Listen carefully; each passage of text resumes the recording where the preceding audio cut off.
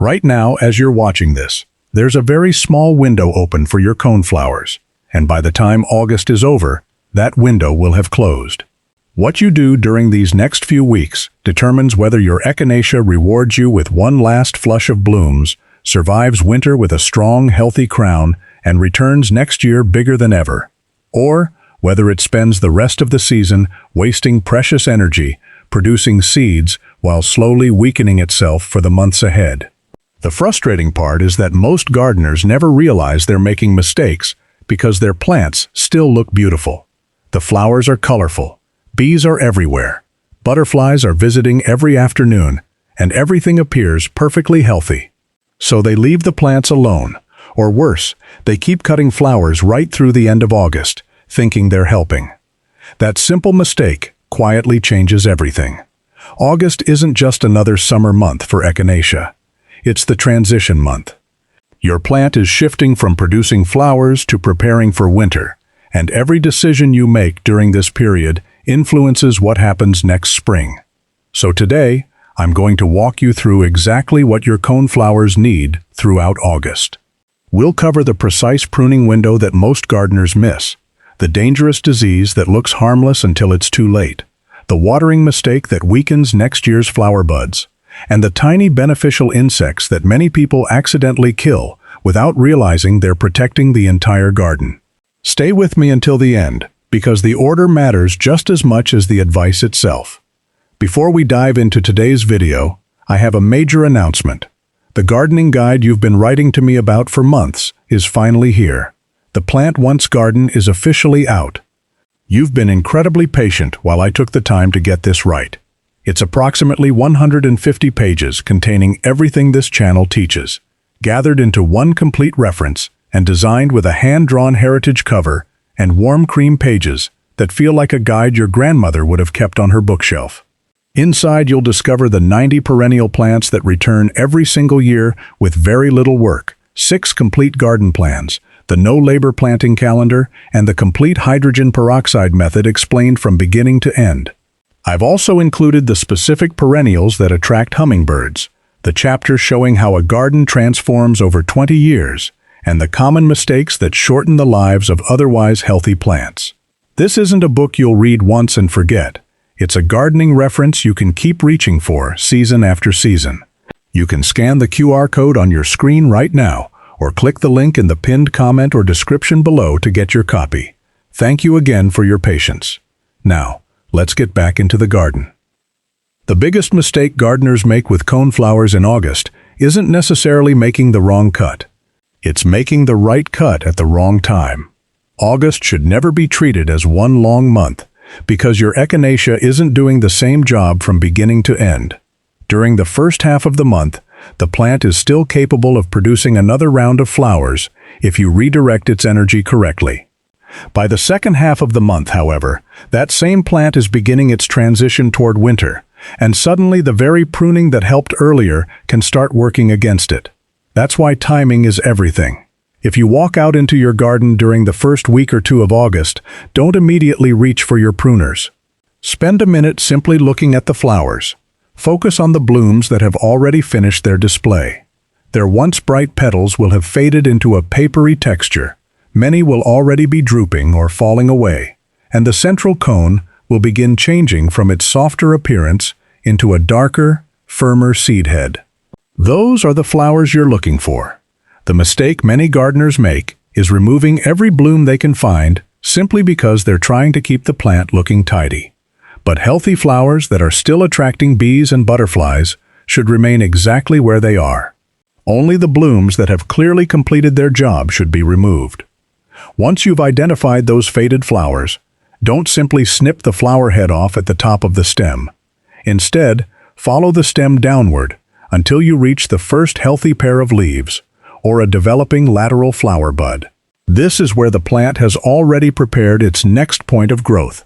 Position your bypass pruners about 1/4 inch above that point, and make a clean cut at roughly a 45-degree angle.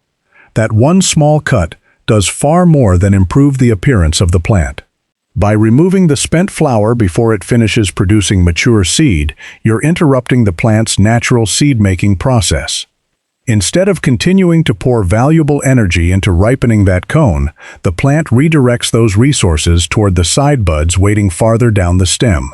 If weather conditions remain favorable, those buds can still produce one final flush of flowers before autumn begins. That's why early August is often called the rebloom window. Miss that opportunity, and the plant simply continues investing its energy in seed production instead. As you continue pruning, work methodically across the plant instead of randomly clipping flowers here and there. Step back every few minutes and look at the overall shape. Your goal isn't just removing faded blooms, it's keeping the entire clump balanced so sunlight reaches every stem and air continues moving freely through the plant.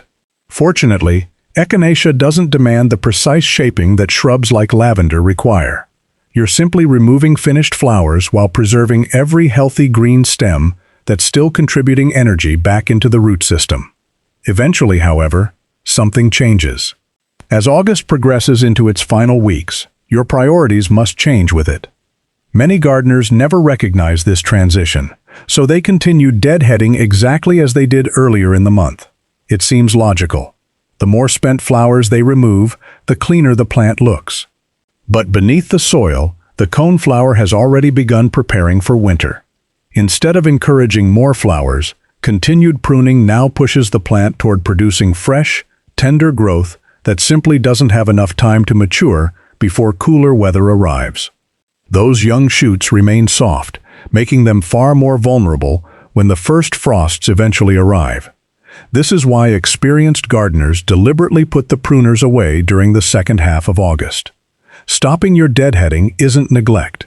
It's allowing the plant to finish the season naturally. The remaining flower heads gradually develop into mature seed cones, while the foliage continues collecting sunlight and storing carbohydrates deep inside the crown and roots. Those energy reserves become the fuel that powers next spring's emergence, long before the first new leaves ever appear above the soil. There's another benefit to stopping at the right time. Those dark, spiky seed heads that many gardeners are tempted to remove don't become garden clutter. As autumn approaches, they become one of the most valuable food sources in the garden, attracting goldfinches and other seed-eating birds that depend on them well into the colder months. By resisting the urge to keep everything perfectly trimmed, you're allowing your garden to continue supporting wildlife long after the flowers themselves have faded. Finally, before making a single pruning cut, always inspect the flower you're about to remove. This simple habit takes only a few seconds, but it can save an entire planting. Most faded blooms are exactly what they appear to be, flowers that have simply reached the end of their natural life. Occasionally, though, you'll notice something unusual. The center of the cone may produce strange green leafy growth, or an entire flower may appear distorted, discolored, and unlike every other bloom surrounding it. If you immediately prune without paying attention, you miss one of the earliest warning signs that something else may be happening. So remember, August pruning isn't about cutting more. It's about cutting at the right time, stopping at the right time, and paying attention to what each flower is telling you before your pruners ever touch the stem. One of the biggest reasons experienced gardeners lose fewer coneflowers isn't because they prune better. It's because they spend a few extra seconds looking at each flower before they cut it. That quick inspection often reveals problems long before they spread through the rest of the planting. Most flowers that look unusual simply have a few insect visitors or are reaching the end of their natural bloom cycle. Every now and then, though, you'll notice something that shouldn't be there, and knowing the difference can save you from making the wrong decision. One of the easiest problems to recognize appears right in the middle of the flower cone itself. Instead of the familiar spiky orange-brown center, you'll see strange little green leafy tufts growing directly out of the cone. At first glance, many gardeners think the flower is producing an unusual new bloom or putting on fresh growth after pruning.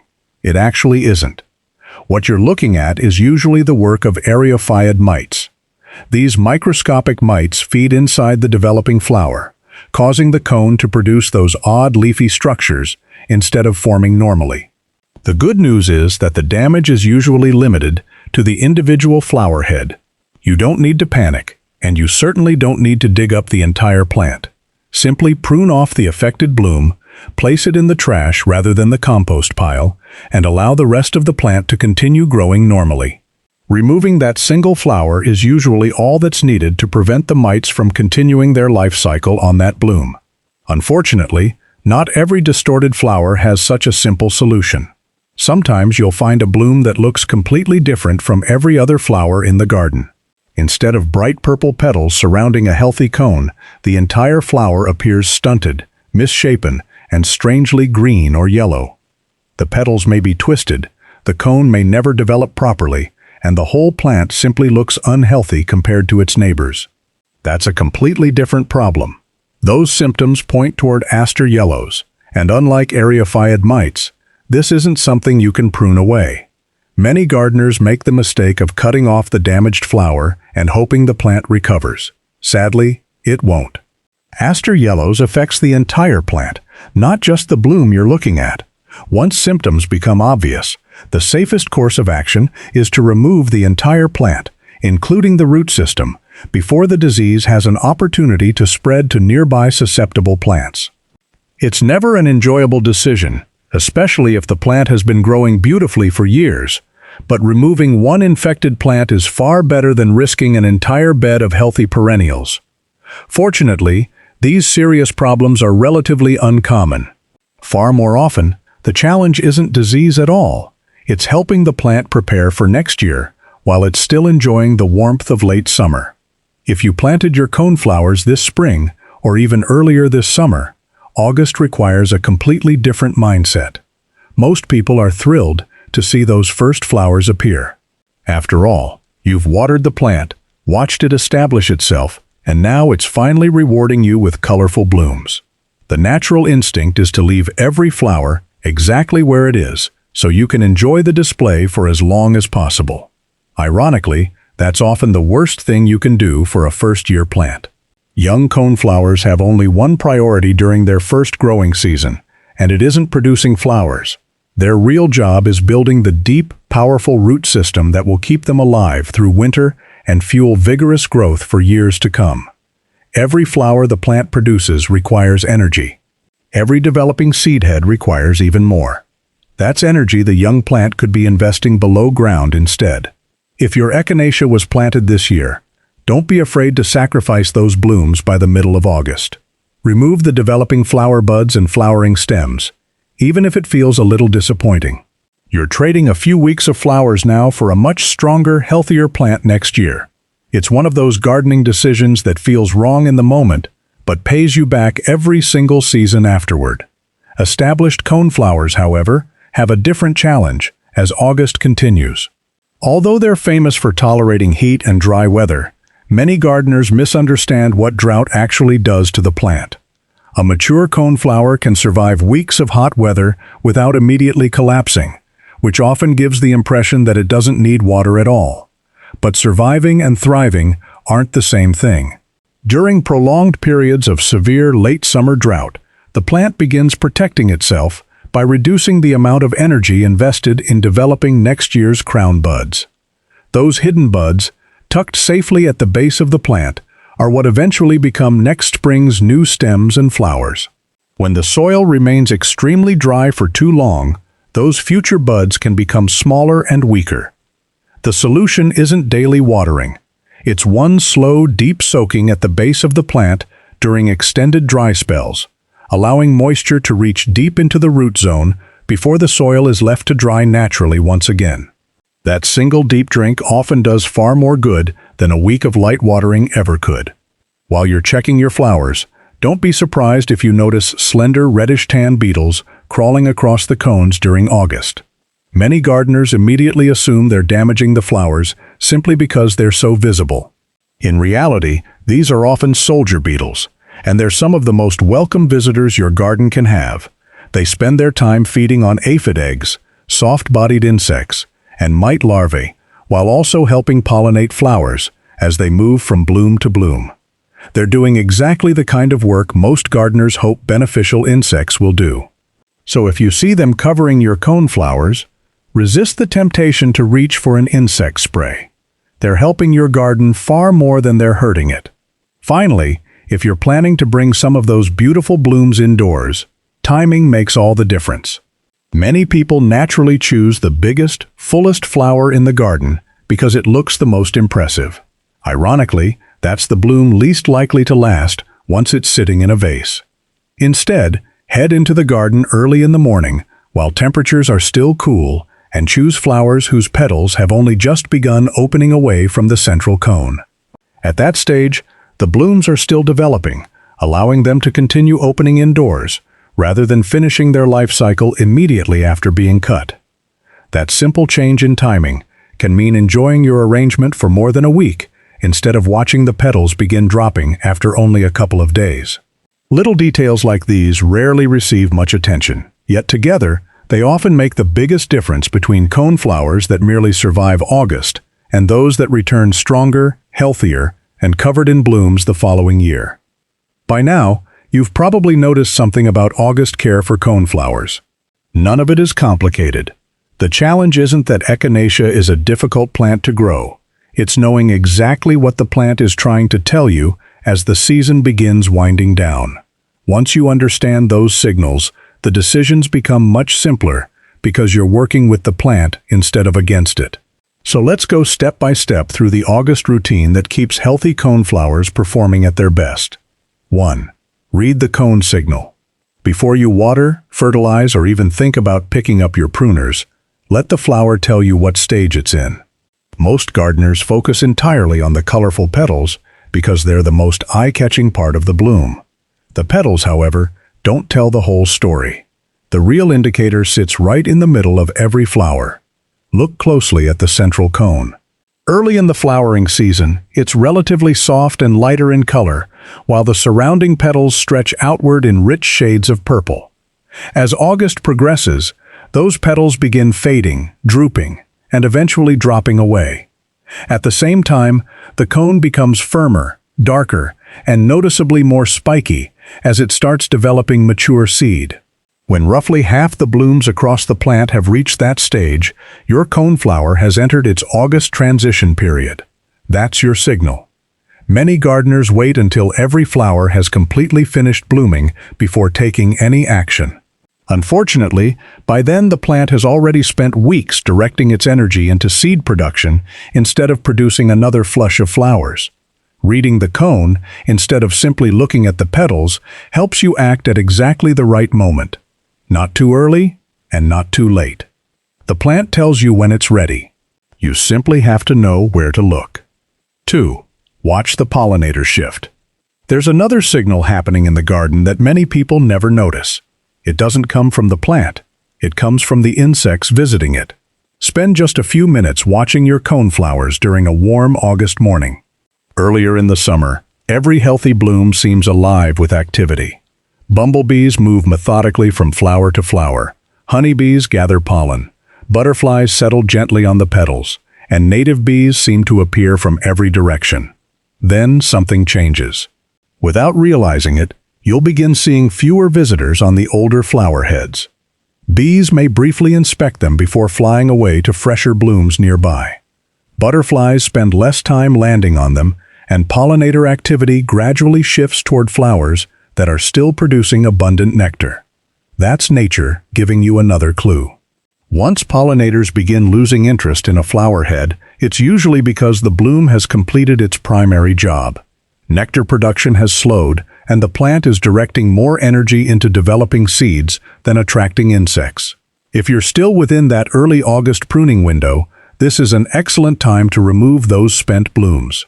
You're allowing the plant to redirect its resources toward healthy side buds instead of continuing to invest in flowers that have already finished serving their purpose.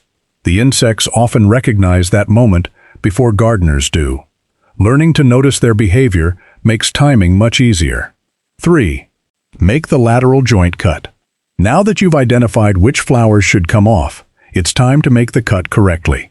This is where many gardeners unintentionally reduce their chances of seeing another round of blooms. The quickest method is simply cutting the flower head off where it's easiest to reach. It certainly removes the spent bloom, but it doesn't encourage the strongest new growth. Instead, follow the flower stem downward. You'll eventually reach the point where another pair of leaves emerges, or where a smaller side bud is already waiting to grow. That's the location you're looking for. Place your bypass pruners roughly 1/4 of an inch above that junction and make one clean cut. That single adjustment changes everything.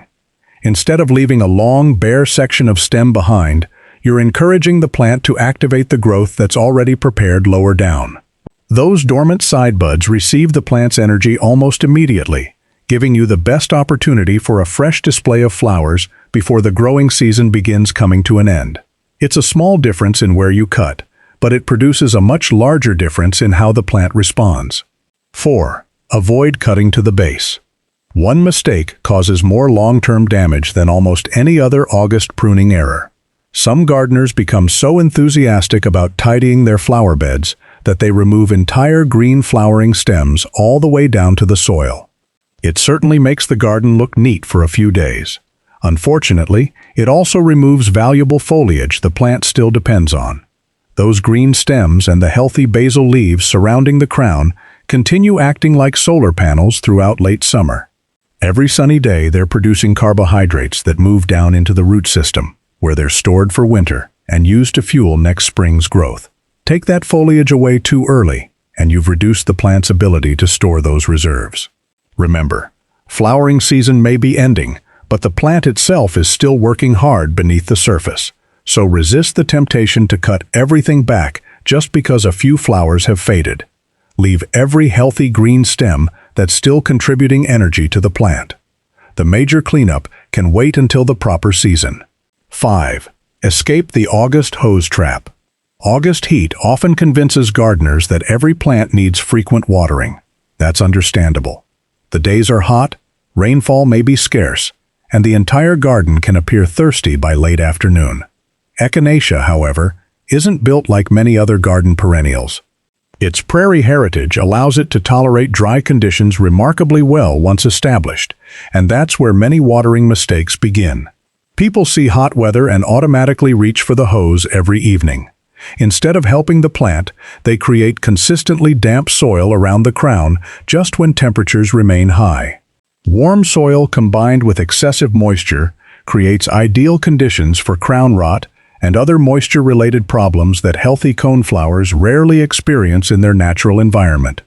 Rather than watering on a schedule, pay attention to the weather. If rainfall has been adequate, leave established plants alone. If your area experiences a prolonged period of genuine drought, give the plant one slow, deep soaking early in the morning, allowing the moisture to penetrate well below the surface before letting the soil gradually dry again. Deep, infrequent watering encourages stronger roots. Frequent, shallow watering encourages dependence. Your coneflower will always benefit more from the first approach than the second. 6. Clear mulch away from the crown. While you're already looking at the base of the plant, take a moment to check what's surrounding the crown, because this is another small detail that quietly causes problems every August. Earlier in the year, many gardeners spread bark, compost, or wood chips around their flower beds to help conserve moisture and suppress weeds. That's excellent for most perennials, but by late summer, those same materials can create the wrong environment for coneflowers if they're piled directly against the stem. The crown is where the stems meet the root system. It's the heart of the plant. When damp organic mulch stays pressed against that area during hot August weather, it traps moisture and humidity exactly where the plant prefers to stay relatively dry. Over time, that warm, damp pocket creates ideal conditions for crown rot and other fungal problems that can weaken an otherwise healthy plant. Fortunately, the solution takes less than a minute. Simply pull the mulch back a few inches so there's open space around the base of each coneflower. The rest of the bed can remain mulched exactly as it is. That small gap improves air circulation, allows the crown to dry more quickly after rain or watering, and greatly reduces the chance of moisture becoming trapped where it doesn't belong. Sometimes the simplest adjustments are the ones that make the biggest difference over the long term. 7. Lock away the nitrogen fertilizer. Late summer often feels like a time when every plant needs a little extra help. Flowers have been blooming for months, vegetables are producing heavily, and it's tempting to think another application of fertilizer will keep everything performing at its peak. For coneflowers, August is the wrong time. By now, the plant is gradually shifting its priorities away from rapid growth and toward storing energy for the seasons ahead. Feeding it with a high nitrogen fertilizer interrupts that natural transition by encouraging fresh, soft growth just when the plant should be slowing down. Those lush new shoots may look healthy at first. They're greener. They're taller. They grow quickly. But appearances can be misleading. Soft growth doesn't have enough time to mature before autumn temperatures begin falling. Instead of becoming strong, sturdy stems, that tender growth often flops under the weight of the flowers and is among the first parts of the plant to suffer when early frosts arrive. You're far better off allowing the plant to finish the season naturally. The nutrients already stored in the soil are usually more than enough for an established coneflower to complete its growing cycle. Sometimes, doing nothing is the healthiest decision you can make. By the way, if you're looking to completely transform your yard into a low-maintenance paradise, don't forget that my full reference guide, The Plant Once Garden, is now officially available. It's approximately 150 pages, covering the perennial foundations, permanent garden plans, planting calendars, and long-term strategies we talk about here on the channel. Everything is organized into one complete reference you can use year after year, instead of trying to remember dozens of individual videos. You can simply scan the QR code on your screen, or click the link in the pinned comment or description below to get your copy. Now, let's get right back into today's video. 8. Open up air circulation. By August, most flower beds look completely different from how they did in late spring. Plants that were neatly spaced a few months ago have now filled every available gap.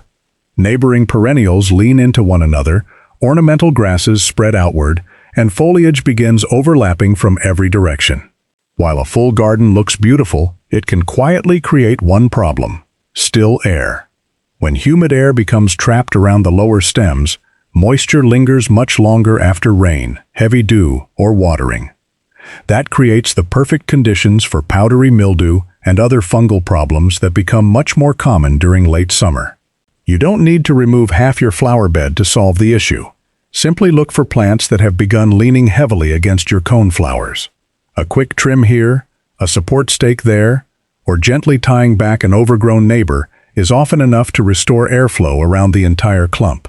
Good air movement helps foliage dry faster, reduces disease pressure, and keeps the plants healthier as they head toward autumn.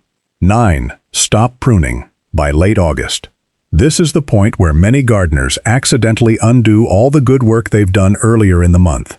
After spending weeks removing faded blooms, it's difficult to stop. Every time another flower finishes blooming, the temptation is to reach for the pruners again. Resist it. By late August, your coneflower needs a different message. Instead of encouraging more flowers, it needs to begin preparing for dormancy. Continuing to deadhead late into the month encourages fresh growth that simply won't have enough time to mature before colder weather arrives. By putting the shears away roughly 4 to 6 weeks before your average first autumn frost, you're allowing the plant to complete its natural transition into winter. It's one of those situations where stopping an activity becomes just as important as knowing when to begin it. 10. Leave the final seed heads for the birds. Not every flower has to be removed. In fact, some of the most valuable flowers in your garden are the ones you leave standing. Those dark, spiky seed heads that remain after the petals disappear may not seem particularly attractive compared to the colorful blooms of midsummer, but to many birds, they're an important food source. Goldfinches are especially fond of echinacea seeds. As summer gives way to autumn and natural food becomes less abundant, they'll often cling to those seed heads while feeding directly from the cones. Watching them balance effortlessly on the stems is one of the quiet pleasures of leaving the garden a little more natural. The seed heads continue providing interest throughout autumn and winter as well, adding texture long after many other flowers have disappeared. Sometimes the best-looking winter garden isn't the tidiest one. 11. Save the stems for native pollinators. Eventually, winter will pass, spring will return, and you'll be ready to clean up last year's growth. When that time comes, don't rush to cut every stem right down to ground level. Instead, leave 8 to 12 inches of hollow stems standing whenever possible. Those old stems may look lifeless to us, but many native solitary bees see them very differently. Throughout the following season, those hollow stems become ready-made nesting chambers, where the next generation of pollinators can develop safely before emerging to help pollinate your flowers once again.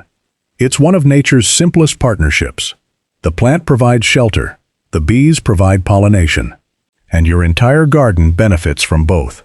When you leave just a little more behind, you're supporting far more life than you might realize. So that's what your coneflowers truly need every August. Read the cone before making a decision. Prune only during the early August rebloom window, then stop as late summer begins winding down. Inspect every flower before cutting it. Learn the difference between harmless mite damage and serious disease. Help first-year plants build stronger roots. Water deeply only when prolonged drought makes it necessary. Keep mulch away from the crown. Skip the nitrogen fertilizer. Open up airflow around the plants. Leave the final seed heads for birds, and save those hollow stems for the native bees that will return to your garden next year. None of these steps are difficult. What makes the difference is doing each one at the right time. Your coneflowers are already telling you exactly what they need. Once you know how to read those signals, August stops feeling like guesswork and becomes one of the most rewarding months of the gardening season. If you're ready to stop wasting time on plants that disappear every winter and finally build a beautiful garden that practically takes care of itself, don't forget to grab your copy of The Plant Once Garden. It's approximately 150 pages bringing together everything this channel teaches, from perennial foundations and complete garden plans to seasonal care routines and the common mistakes that prevent gardens from reaching their full potential. Simply scan the QR code on your screen or click the link in the description or pinned comment below to get your copy. Thank you so much for watching, and I'll see you in the next video.